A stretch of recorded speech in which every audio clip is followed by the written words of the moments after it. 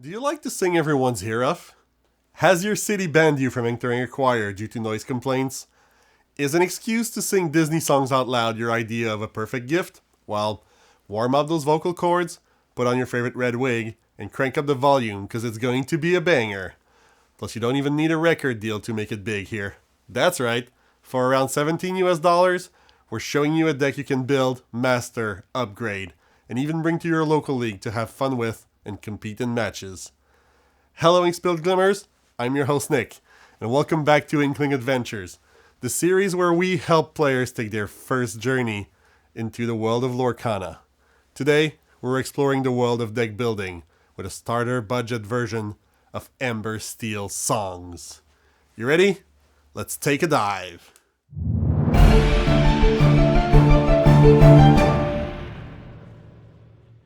Ember Steel, or Steelsong as it's commonly called, is a meta deck in itself that has been around since the start of the game. The budget version we're looking at here today, while not having the same powerful version, plays the same ideas and some of the same mechanics, and is really a good way to see whether or not this is an archetype you're going to like. The deck revolves around Sleepy's Flute and Ariel's Sonic Warrior. Basically, a powerful singer that gives you buffs as you sing, as well as a singing payoff with the flute that can gain you lore whenever you whenever you sing. The goal of the deck is pretty simple. You get characters on board that can sing faster than they should, either by having singer or by shifting. You sing a lot of songs that are going to give you card draw, removal, protection, and lore gain. And then once the board is clean and all yours, you quest safely to the finish, and you win that lore with your Alanadales and your flutes. It's a deck that, even in this version, has some pretty decent removal, can draw cards from its core engine of singing songs, and has an amazing upgrade path towards a more competitive version. Since this deck is all about acceleration, its one-drop definitely reflect that. Pluto-friendly Pooch is a one-drop uninkable that quests for 1, but more importantly, that you can exert to pay 1 less for the next character you play this turn. Meaning we're going to shift faster, we're going to play our big characters faster, we're going to get to the end faster. The other one-drop, the Queen, Regal Monarch, is a vanilla 2-2, but is mostly the target for the Queen Commanding Presence, a 5-drop that shifts for 2. So on the second turn, you can have your 5-drop down ready to sing. Or simply to quest and give 4 less strength to your opponent while giving 4 more strength to any character of your choice. This can be to buff one of your characters, but it can also be used to buff your opponent's character in order to use the world's greatest criminal mind on them, which we're going to talk about in a second. On our 2-drop slot, we have Ursula Vanessa, a 1/4 singer 4, meaning she's going to be able to quest for 4 by herself. This is a 2-drop you really want to have on turn 2. But if you don't, you want the next best thing, Sleepy's Flute. That item says that if you can exert it, and that if you play the song this turn, you gain 1 lore. You can also play the record player, which, whenever you play a song, chosen character gets -2 strength until the start of your next turn. Meaning, whenever you play your song, you're going to protect your board by removing the strength of your opponent so that they can't challenge into you. It also makes your character's name Stitch count as having +1 cost to sing songs, but we don't play Stitch in this deck. In the 3-drop slot, we have 2 steel character, our first 2 steel characters actually. Ariel, Determined Mermaid, is a 2/4 that whenever you play a song, you may draw, then choose and discard a card. So she offers card filtering whenever we play songs. But more importantly, as we're going to see, she's a shift target for Ariel Sonic Warrior. Similarly, Lawrence is a 4/4 when he comes in, 0/4 once he gets damage, that quests for 2, costing only 3. So he's a good singer as well. He can be used to remove a threat. He can be used to quest aggressively. Good, versatile, well-rounded character here. In our 4-drops, we had the flute on our 2-drops. Now on our 4-drops, we have the character equivalent of that in Alan Adele. This 2/3 character quests for 2, and whenever you play a song, he gains 1 lore. And contrarily to the flute, he's not limited to once a turn. If you manage to sing 2, 3, 4 songs, he's going to get you lore every single time. Our other 4-drop, Ariel, Singing Mermaid, is a singer for 7 that costs 4, keeping with our theme of acceleration. Really good singer to sing more of our top hand. In this case, Lost in the Wood and Try Everything. We don't really have in this iteration big, flashy songs, but we're going to talk about the upgrade path a little bit later, where she would shine a little more. Ursula, Eric's Bride, is the shift version of Ursula Vanessa. You can shift her by discarding a song card or simply play her, and whenever she quests, your opponent reveals their hand and discards a non-character card of your choice. That can be really good if you fear removal and can really help you get in the information you need, even if they don't have songs, to see what's coming and play around it. We already talked about the Queen, but let's get to the star of the show, Ariel, Sonic Warrior. She shifts for 4, is a 6-drop, quests for 2, has a 3/8 body, but more importantly, whenever you play a song, you may pay 2 to deal 3 damage to chosen character. Once again, this is not once a turn. If you sing multiple songs with your characters, you can pay 2 multiple times, once per song, obviously, to clear the board, remove the opponent's characters, and really make way for your characters to be able to quest safely. Speaking of questing safely, once our friendly Pooch has done its job, we can shift Pluto Determined Defender onto him. This 3/8 bodyguard shifts for 5, quests for 2, and at the start of your turn, you remove 3 damage from him. So he's good at removing stuff, he's good at protecting your singers from ever being attacked, and he heals himself every turn. He's the best boy, what can we say? But those characters will be nothing if not supported by a well-rounded cast of songs. In the 2-drop slot, we have Be Our Guest. Be Our Guest, 2-drop song, looks at the top 4 card of your deck, reveal a character, put it in your hand. More often than not, this is going to be card draw for you. Sure, you have to reveal the card to your opponent, but it might get you the Ariel Sonic Warrior that you need, or the Alanadale that you need to get that extra lore. Heal What Has Been Hurt will remove 3 damage from chosen character and draw a card. It's a song that replaces itself. And when you have Alanadale and the flute that can give you lore for having songs that replace themselves in your hand are really good. We touched on this card a little bit earlier, but World's Greatest Criminal Mind is a 3-cost song that banishes chosen character with 5 strength or more. This is going to deal with your opponent's biggest threats. But in the case that it doesn't, as we said before, the Queen, Commanding Presence, can buff any character and make it over 5 if your opponent has characters on the board. Let the Storm Rage On is probably the most pivotal song in this deck. This 3-drop song, Uninkable, deals 2 damage to chosen character and draws a card, meaning it removes something and it replaces itself in your hand. A little bit similarly, One Last Hope gives resist +2 until the start of your next turn to any of your character.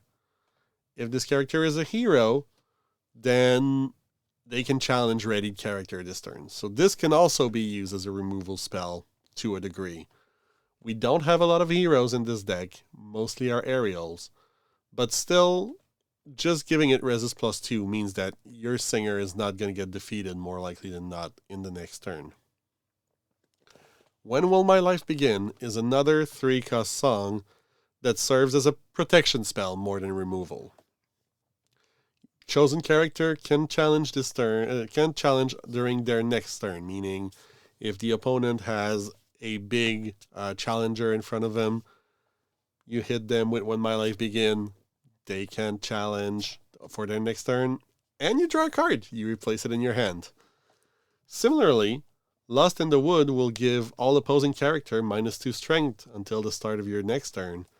So removing that removal power from your opponent is always something you want to do.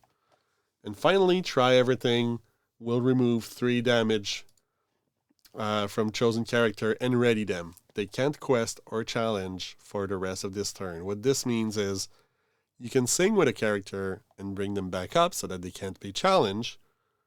Or even more funnily, you can sing with a character, ready them back up, and sing another song with them, because it doesn't say they can't sing songs here.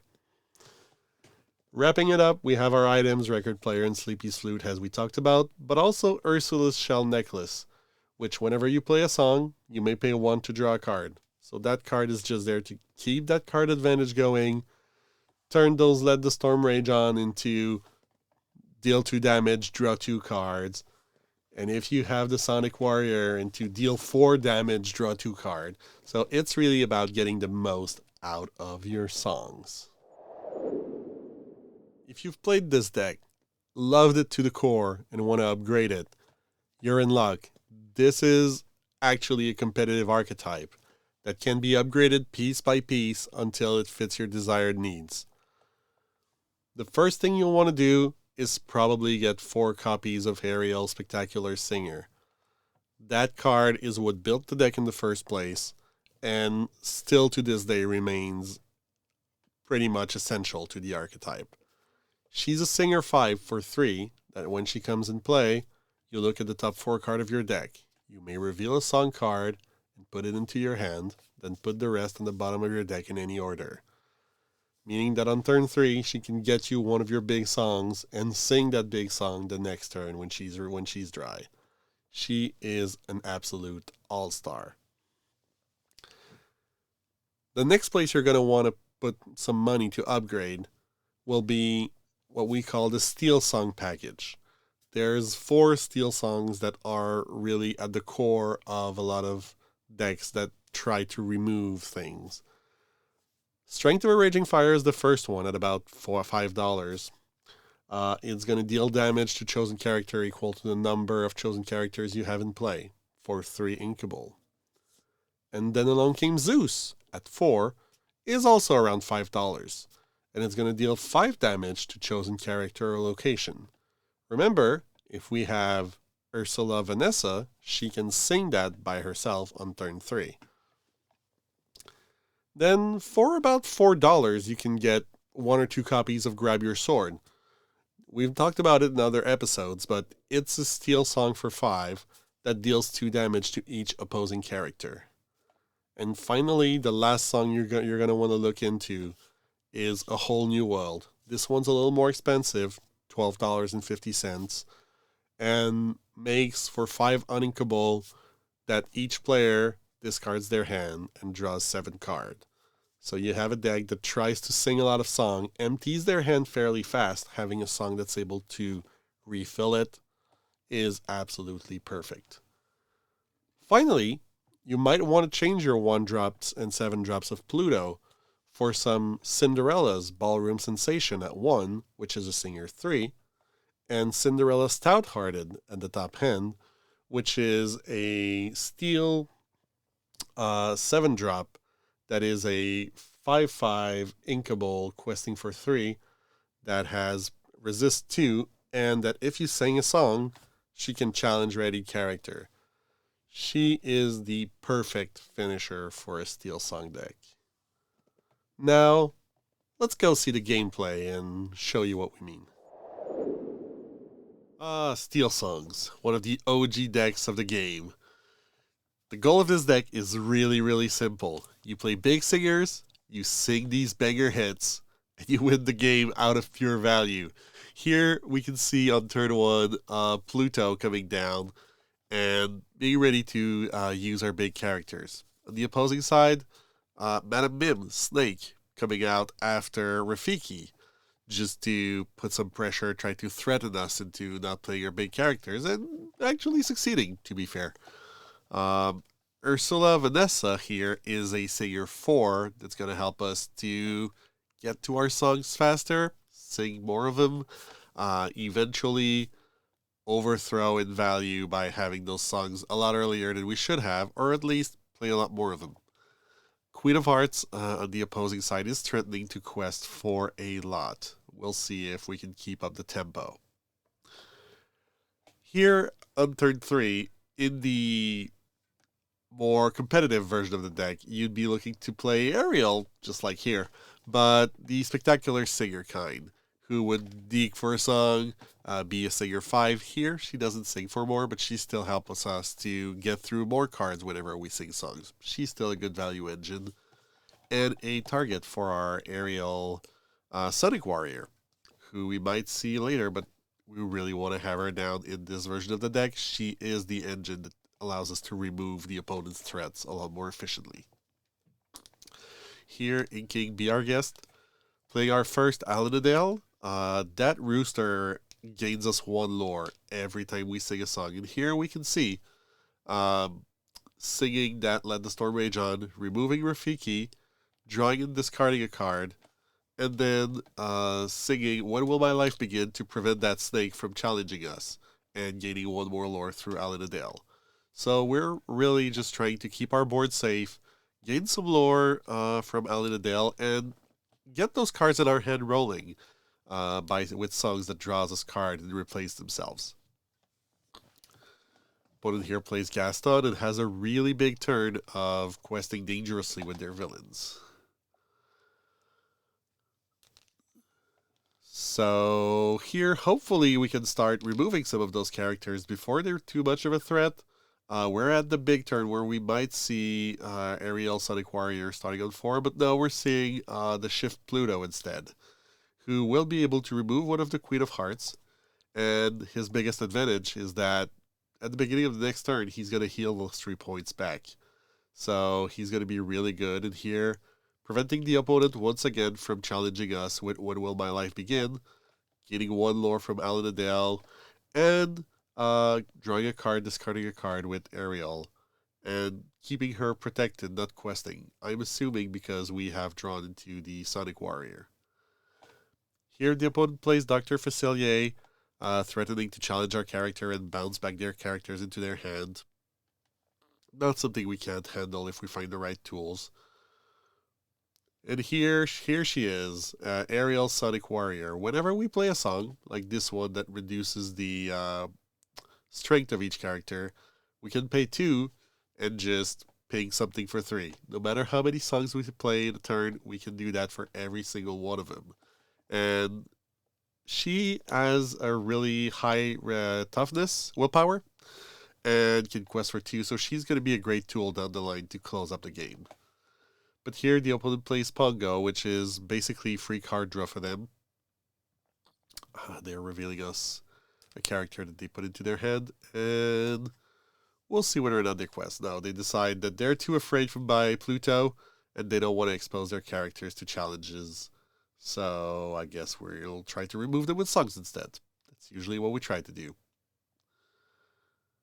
Here we're going to try everything, which is going to heal and ready Ursula Vanessa, gain us 1 lore, but more importantly, allow us to pay 2 to deal that 3 damage to Madame Mim Snake. And then we're going to quest with Pluto and with Ariel. And with Alinadale while we're at it.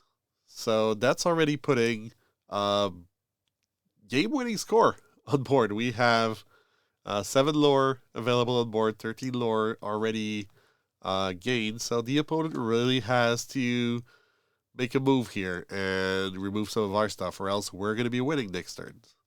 But they're putting up quite a board of their own, sending their Pongo in to challenge and bring it back to their hand, removing our advantage and putting quite a threat themselves on board. You can see the really good back and forth here, and it's really down to which card are we going to draw or who's going to have the advantage. Here we can see we removed their Dr. Facilier, but we're exposing our Ariel. We no longer have the bodyguard of Pongo, We're still pressuring the opponent. We still have a lethal amount of lore on board, so they still need to answer us. But that Hades could be a huge pain if they get to draw a few more cards and get some villains on board. So here, let's see. They send a few characters in to remove Ariel and then remove Vanessa, trying to keep their advantage, keep their villains on board, forcing us to act before they quest for, here would be 5. Here we're putting, once again, the pressure on them, trying to see if they can deal with what we have. Obviously, Hades is able to deal with one Allen. They're sending their 2 Maleficents to deal with the other one. So they're forced to trade in their board. We're still very close to lethal. Only 2 turns. And yeah, here we remove the Hades. Quest with Ursula. They don't have what it needs to be able to basically remove our Ursula. And even though they put their stuff on the board, we're able to close out the game, get to 20, and swoop it. As you can see, Aerial Sonic Warrior is not to be underestimated when it comes to questing, challenging, and removing threats.